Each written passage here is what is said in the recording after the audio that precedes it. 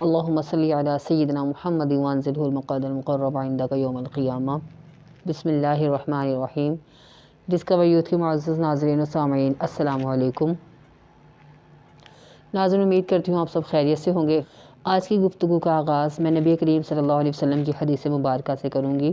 ابی سعید الخدری رضی اللہ عنہ عن رسول اللہ صلی اللہ علیہ وسلم قال یتبع المیت ثلاثۃ اہلہ و مالہ و عملہ فیرجع اثنان ویبقى واحد، یرجع اہلہ و مالہ ویبقى عملہ۔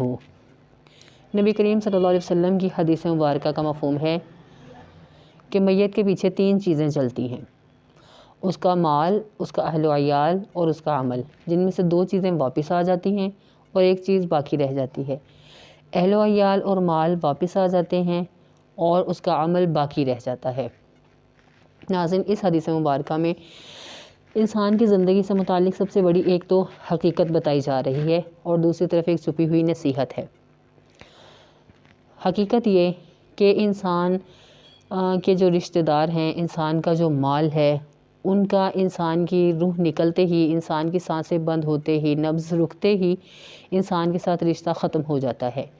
مال جو اس کی ملکیت تھا، اس کے مرنے سے پہلے، اس کے مرتے ہی وہ مال وراثت بن گیا، وہ دوسروں کا مال بن گیا، اس کی ملکیت سے وہ وراثت میں چلا گیا دوسروں کی۔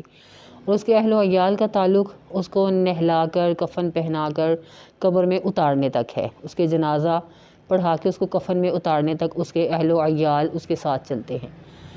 یعنی کہ ساری زندگی انسان کی جن دو چیزوں پر زیادہ محنت ہوتی ہے اکثر اوقات، وہ اہل و عیال اور مال ہیں، تو ان کا ان کے ساتھ تعلق ہے وہ کہاں تک ہے؟ یہ حدیث مبارکہ میں بتایا گیا کہ انسان کے مرنے تک ہے۔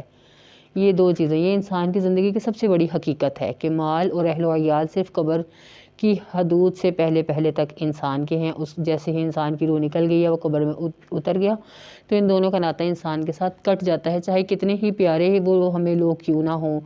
ساری زندگی جن قسمیں کھائی ہوں گے، نہیں رہیں گے ان کے بغیر، یا گزارا نہیں ہوتا ہوگا ساری زندگی، لیکن جیسے وہ انسان میت بن گیا تو قبر میں اترتے ہی ہمارا اس کے ساتھ ناطہ ختم ہو جاتا ہے۔ اور مال، جس کے لیے انسان نے ساری زندگی محنت کی، جائز ناجائز ذرائع سے کمایا، حلال کمایا، حرام کمایا، کسی پر ظلم و زیادتی کر کے کمایا، کس طریقے سے کمایا وہ ایک الگ بحث ہے، لیکن زیادہ محنت جو ہے آج کل وہ مال پر ہو رہی ہے۔ مال اور اہل و عیال، مال پر زیادہ جو محنت ہو رہی ہے وہ مال پر ہے۔ وہ مال صحیح طریقے سے کمایا یا غلط طریقے سے کمایا، کسی کا حق غصب کیا، کسی پر ظلم و زیادتی کی، یہ چیزیں سب الگ ہیں، لیکن محنت جو ہے آج کل وہ مال کے ساتھ ہے۔ اور مال کا تعلق بتا دیا کہ انسان کے ساتھ کہاں تک ہے، صرف اس کی روح جسم میں ہے جب تک، تب تک مال کا اس کے ساتھ تعلق ہے۔ بعد میں اس مال نے اس کو کوئی نفع نہیں دینا۔ اور اہل و عیال کا تعلق صرف قبر میں اتارنے تک ہے، قبر میں اس نے اکیلے ہی جانا ہے، اور قبر میں جو اس کے ساتھ ایک چیز جائے گی وہ ہے عمل جو دنیا میں اس نے کیا۔ اب وہ عمل جو دنیا میں اس نے کیا وہ اچھا تھا یا برا تھا، وہ قبر میں اس کے ساتھ جائے گا۔ ناظرین، انسان دنیا میں ہر وقت اٹھتے بیٹھتے، شعوری طور پر لاشعوری طور پر چلتے پھرتے کوئی نہ کوئی عمل کر رہا ہوتا ہے، ہر وقت کوئی نہ کوئی عمل اس سے صادر ہو رہا ہوتا ہے، اور وہ عمل اللہ تعالیٰ کی اطاعت کا بھی ہو سکتا ہے، اللہ تعالیٰ کی ذات سے بغاوت کا بھی ہو سکتا ہے، وہ عمل خیر کا بھی ہے، وہ عمل شر کا بھی ہو سکتا ہے، وہ عمل نیکی کا بھی ہو سکتا ہے اور وہ عمل بدی کا بھی ہو سکتا ہے۔ یعنی یہ عمل ہی ہے جس نے اس کی زندگی، اس کی قبر کے اندر اس کے ساتھ اترنا ہے، جو اس کا بہترین رفیق ہے۔ اور دیکھنا اور سوچنا یہ چاہیے کہ انسان کی سب سے زیادہ اس دور میں محنت کس چیز پر ہے؟ اس کے اہل و عیال پر، اس کے مال پر، یا ہمیشہ ساتھ رہنے والے اس کے بہترین رفیق اس کے عمل پر؟ ناظرین، عمل ہم دنیا میں اچھا کر رہے ہیں یا برا کر رہے ہیں، قبر میں وہی ہمارے ساتھ ہوگا۔ اگر تو ہمارا عمل اچھا تھا تو انشاءاللہ تعالیٰ پھر آگے کی منزلیں بہت آسان ہوں گی۔ قبر جنت کے باغات میں سے ایک باغ بنا دی جائے گی، آگے نجات کا ذریعہ ہمارا وہ عمل بن جائے گا۔ اور اگر ہمارا عمل برا تھا تو پھر قبر جو ہے وہ جہنم کے گڑھوں میں سے ایک گڑھا بنا دی جائے گی۔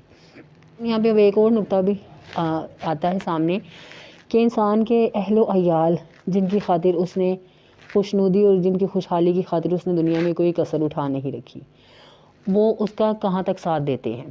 ایک تو یہ کہ وہ قبر تک ہی ساتھ ہیں، دوسری ایک یہ صورت ہے کہ اگر آپ نے اپنے اہل و عیال کی، اپنی اولاد کی، اپنے سے منسلک لوگوں کی تربیت اچھی کی، ان کے ساتھ آپ نے اعمال اچھے کیے، عمل تو چونکہ قبر میں ساتھ ہی رہے گا آپ نے اپنے رشتہ داروں کے ساتھ، اپنے اہل و عیال کے ساتھ جو آپ کی ذمہ داریاں ہیں وہ تو آپ نے پوری کرنی ہی ہیں، یہ تو آپ کے ذمہ لگا دیا گیا، آپ نے وہ ذمہ داریاں تو پوری کرنی ہی ہیں۔ اب آپ وہ ذمہ داریاں پوری کرنے کے لیے عمل کیا کر رہے ہیں یہ دیکھنا بہت ضروری ہے۔ آپ وہ عمل اچھا کر رہے ہیں یا برا کر رہے ہیں، آپ ان کے ساتھ صلہ رحمی کے ساتھ پیش آ رہے ہیں، ان کی تربیت اچھی کر رہے ہیں، ان کو نیکی بدی کا فرق سمجھا رہے ہیں، حق و باطل میں تمیز سکھا رہے ہیں، حلال حرام کی پہچان ان کو کروا رہے ہیں، تو پھر یہی اہل و عیال، یہی آپ کی اولاد، یہی آپ سے منسلک تمام لوگ اور ان کا عمل جو ہے وہ قبر میں بھی، آپ کے دنیا سے جانے کے بعد بھی آپ کے لیے نجات کے راستے کھولتا رہے گا، وہ آپ کے لیے آگے چل کے نجات کا ذریعہ بنے گا۔ اہل و عیال کے ساتھ تو آپ نے جیسے چلنا ہے ٹھیک ہے وہ چلیں،